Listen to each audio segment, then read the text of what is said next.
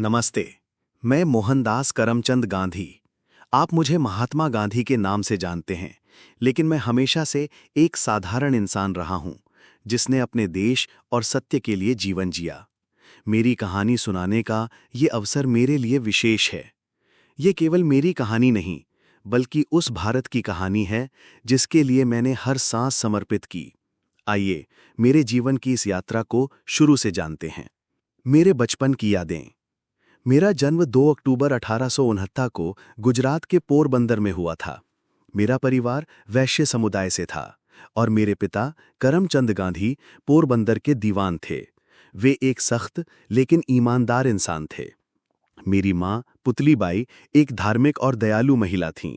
उनकी भक्ति और नैतिकता ने मेरे जीवन पर गहरा प्रभाव डाला। मैं अपने 4 भाई बहनों में सबसे छोटा था।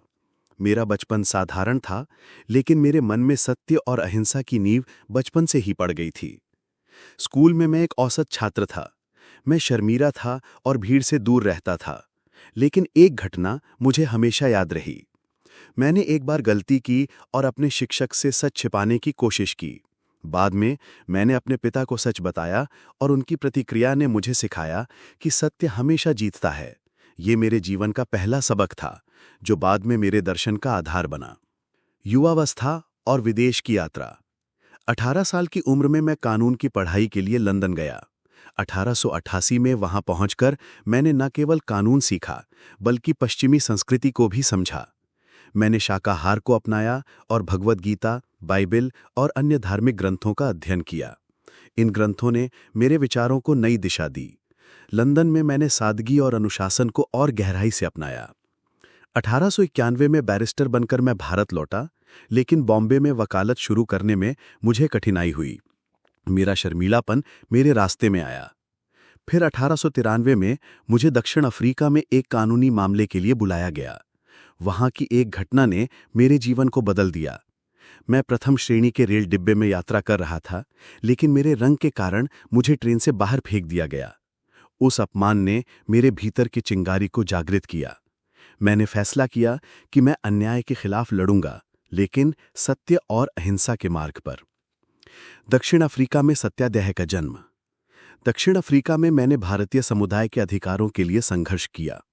वहां के भारतीयों को भेदभाव का सामना करना पड़ता था। मैंने सत्याग्रह की नीति अपनाई, अहिंसक विरोध का रास्ता।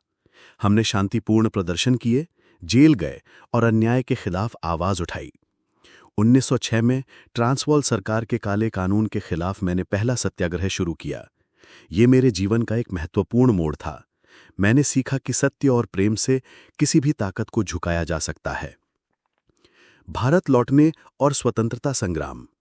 1915 में मैं भारत लौटा। गोपाल कृष्ण गोखले मेरे राजनीतिक गुरु बने। मैंने भारत को समझने के लिए देश भर की यात्रा की।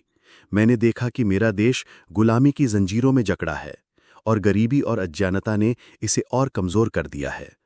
मैंने भारतीय राष्ट्रीय कांग्रेस के साथ काम शुरू किया। 1917 में चंपारण, बिहार में मैंने किसानों के लिए सत्याग्रह शुरू किया। नील की खेती के लिए अंग्रेजों ने किसानों पर अत्याचार किए थे।